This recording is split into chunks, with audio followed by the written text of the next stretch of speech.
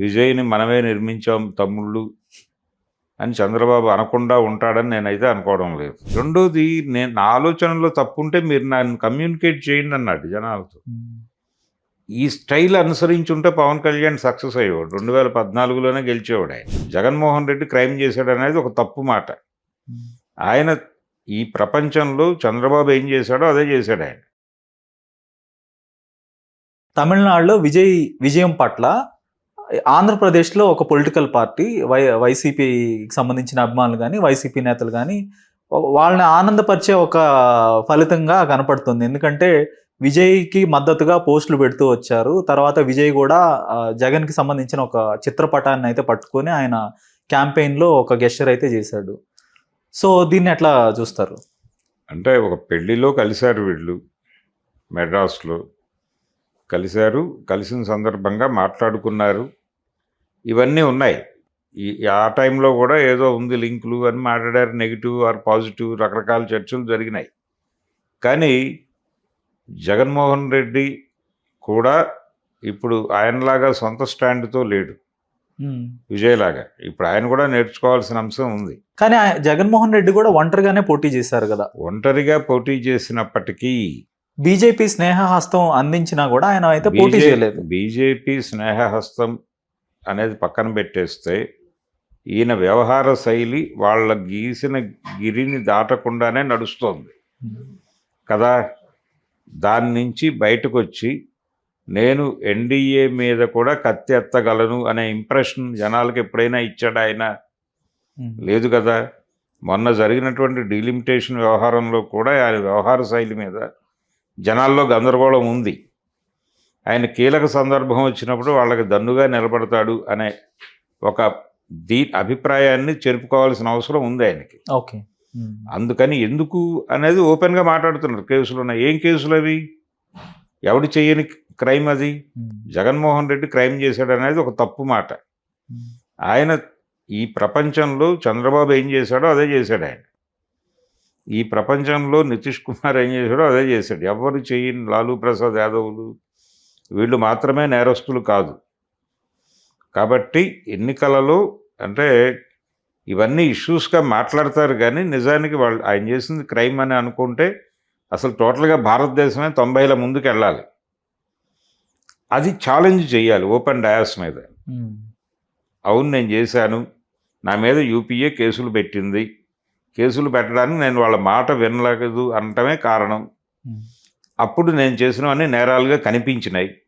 నేను చేసింది కాదది, మా తండ్రి గారు అధికారంలో ఉండగా జరిగిన కార్యక్రమాలు. అందులో ఆయన బ్రెయిన్ కూడా ఉంది. ఆయన బ్రెయిన్ కూడా ఊరికనే పెట్టలేదు. అంతకు ముందు వరకు ప్రభుత్వాలు నడుస్తున్న పద్ధతి అది. చంద్రబాబు నాయుడు 9 సంవత్సరాల పాలన ఇలాగే నడిచింది.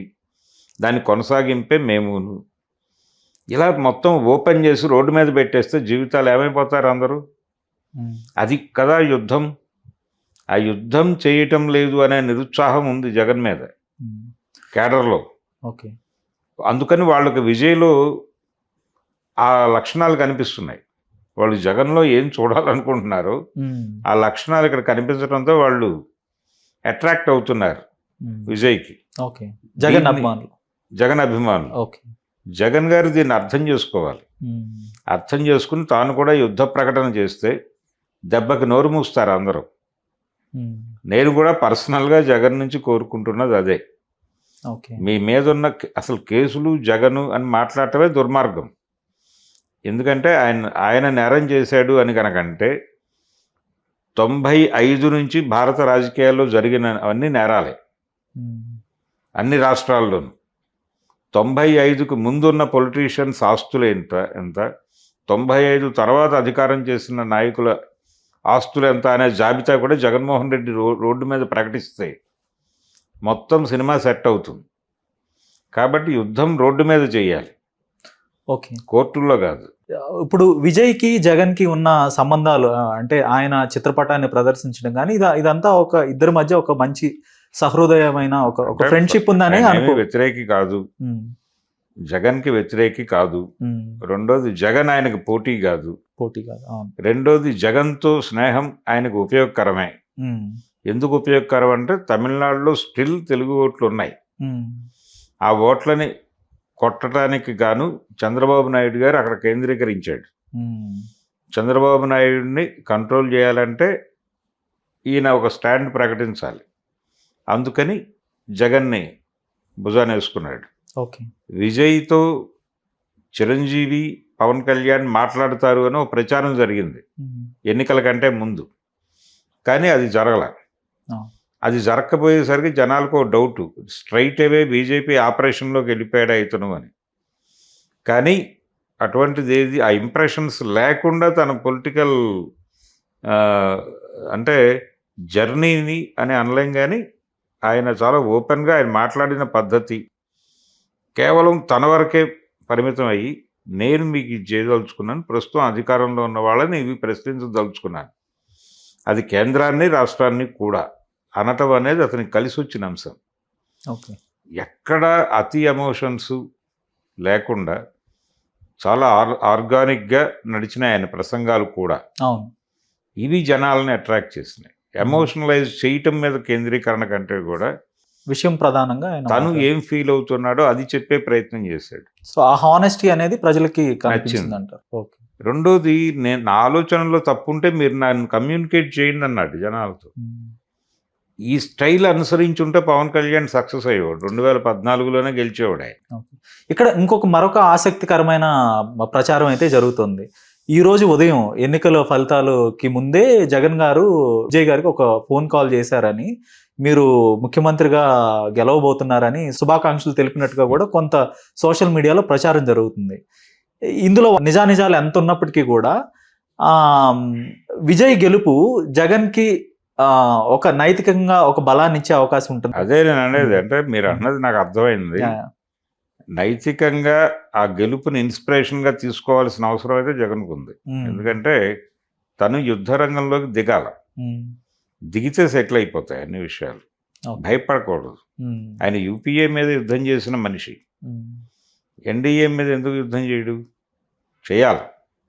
చెయ్యాలి, అది పెద్ద ఇష్యూ కాదు అసలు. నా మీద కేసులు ఏంటండి అని మాట్లాడాలి ఆయన, మాట్లాడాలి, చూసుకుందాం రా అనాలి, ఛాలెంజ్ చేద్దాం రా కోర్టులో. మేము మొత్తం చరిత్ర భారతదేశంలో మార్కెట్ ఎకానమీ ఎంటర్ అయిన తర్వాత రాజకీయాల్లో వచ్చిన మార్పుల గురించి జగన్ మాట్లాడటం మొదలు పెడితే ఆయన వెనకాల నడిచే జనాల సంఖ్య అపరిమితంగా ఉంటుంది. ధైర్యంగా ఒక స్టాండ్ తీసుకోవాలంటారు. ఆ టర్న్ కనుక తీసుకుని భారతదేశంలోకి మార్కెట్ ఎకానమీని నరసింహారావు గారు ప్రయోగించిన మరుక్షణం నుంచి భారత రాజకీయాల్లో వచ్చిన మార్పుల గురించి నేను మాట్లాడుతున్నాను, వాటిని ప్రతిఘటిస్తున్నాను అని ఒక్క మాట జగన్ మాట్లాడితే ఆయన వెనక అన్ని శక్తులు మోహరిస్తాయి. ఇప్పుడు ఆ జగన్ గారి పొలిటికల్ అప్రోచ్ చూస్తేనేమో కొంత బీజేపీకి సఖ్యతగా ఉండటం మనం స్పష్టంగా చూడొచ్చు. మరోవైపు ఆయన పాలనాపరమైన విధానాలు చూస్తే మాత్రం ఒక సోషలిస్టు తరహాలో ఆయన పరిపాలన అయితే జరిగింది.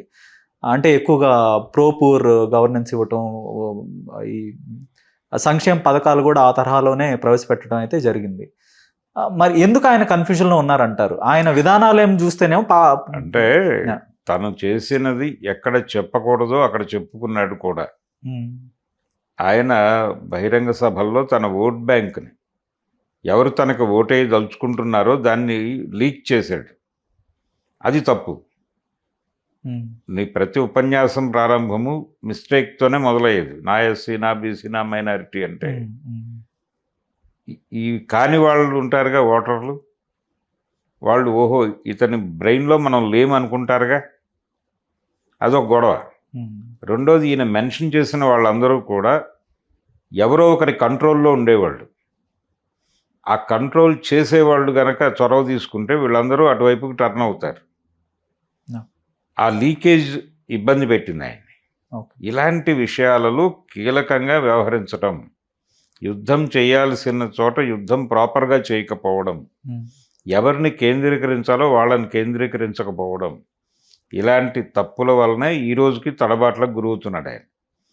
దీని నుంచి బయటకు వచ్చి ఆయన యుద్ధం మొదలుపెట్టి కలుపుకోవాల్సిన వాళ్ళని కలుపుకుని మాట్లాడవలసిన పద్ధతిలో మాట్లాడితే ఏపీలో ఒక బలమైన వ్యాక్యూమ్ ఉంది.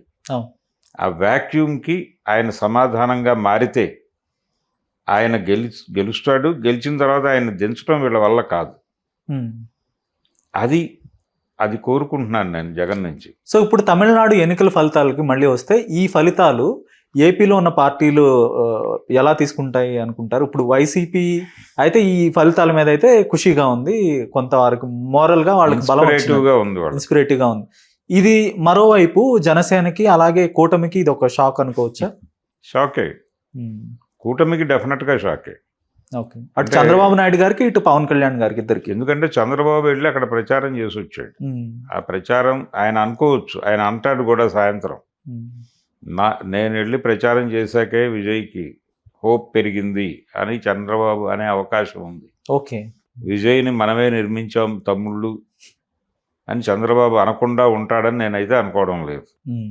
ఎందుకంటే ఆయన అక్కడ డిఎంకే మీద దాడి చేయటం కోసం వెళ్ళాడు. నేను చేసిన దాడిలో డిఎంకే దెబ్బతిని విజయ్ గెలిచాడని చెప్తాడు, ఆయన క్లెయిమ్ చేసుకుంటాడు. అదో ప్రమాదం. అయితే విజయ్ చాలా ఓపెన్గానే తను ఎవరికి చెందినవాడిని అని చెప్పుకోలేదు. ఆయన మీద బయట ఉన్నటువంటి ఆరోపణలు మాత్రమే, ఆరోపణలకి ఆయన పద్ధతిలో ఆయన సమాధానం చెప్పాడు, అయిపోయింది ఆ స్టోరీ. కనుక ఇప్పుడు అతని నుంచి ఏం నేర్చుకోవాలి? చంద్రబాబు కాదు, ఆయన నుంచి నేర్చుకోవాల్సిన అవసరం ఉన్నటువంటి వ్యక్తులు ఇద్దరు ఉన్నారు అక్కడ. అందులో ఒకడు పవన్ కళ్యాణ్. ఆయన నేర్చుకుంటాడని నేను అనుకోవడం లేదు. ఇదేదో ఫ్లూకు, ఏదో కలిసి వచ్చి గెలిచేశాడు అనే కాకిలెక్కలే వేస్తాడు. ఓకే, ఆ కాకిలెక్కలే మాట్లాడతాడు సాయంత్రం. చంద్రబాబు గారు తన ఖాతాలో వేసుకుని మాట్లాడతాడు. డెఫినెట్గా విజయ్ని మనమే నిర్మించాం తమ్ముళ్ళు అని అంటాడని నేను నమ్ముతున్నా. పవన్ కళ్యాణ్ గారి నుంచి ఒక ట్వీట్ ఏమైనా ఆశించవచ్చా? విజయ్కి శుభాకాంక్షలు, అభినందనలు చెప్తాడు. అంటే ఫార్మాలిటీస్ ఇవన్నీ, ఈ ఫార్మాలిటీ పలకరింపులు కాదు కావాల్సింది. మీకు ఎలా అర్థమైంది ఆ ఫలితం, ఆ గెలుపు మీకు ఎలా అర్థమైంది, ఆ గెలిపించిన ఓటర్లు ఏమనుకుని గెలిపించారో మీకు తెలియాలి కదా ఒక పొలిటీషియన్గా. దాని మీద మీ రాజకీయ వ్యూహం నిర్ణయం చేసుకోవాల్సిన అవసరం ఉంది మీకు. అది జనాలకు చెప్పాలి కదా మీరు, మీ స్టాండ్ ఏంటనేది. జగన్మోహన్ రెడ్డికి కూడా ఇది ఒక అద్భుతమైన అవకాశం. విజయ్ని అభినందిస్తూ ప్రజలకి భరోసా కల్పిస్తూ భవిష్యత్తుని రూపకల్పన చేస్తున్నట్టుగా ఆయన ప్రసంగం నడిస్తే ఈ క్షణం ఆయనతో నడవడానికి చాలామంది సిద్ధంగా ఉన్నారు. ధన్యవాదాలు సార్. Thank you.